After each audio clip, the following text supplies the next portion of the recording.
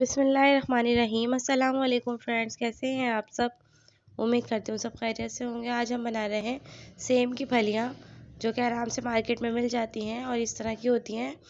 इसको हम जो है ना वॉश कर लेंगे या फिर बाद में वॉश कर लीजिएगा और इस तरह कट कर लीजिएगा। कट करने के बाद वॉश कर लीजिएगा।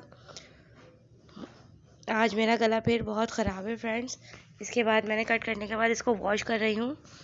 वॉश करने के बाद मैं आलू कट करूँगी और आलू को भी वॉश कर लूँगी और छोटे छोटे पीसेस में काट लूँगी। ये नॉर्मल पीस में मैंने काट लिया है आलू को।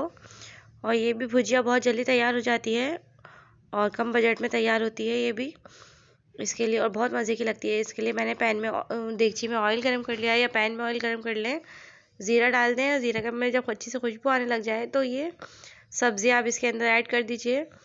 और इसमें मसाले भी बहुत कम ऐड होते हैं, बस कुटी हुई मिर्चें आपने टेस्ट के मुताबिक डालिएगा। मैं 2 टेबल स्पून के करीब डाल रही हूँ। और इसके बाद हाफ़ टी स्पून हल्दी, हाफ़ टी स्पून से भी कम डालिएगा हल्दी, और नस्ब जायका नमक, और 2 चम्मच के करीब मैं डालूँगी इसमें अदरक लहसुन का पेस्ट। और इसके बाद दो टमाटर डालूँगी नॉर्मल साइज़ के। इसी को अच्छी तरह से मिक्स करूँगी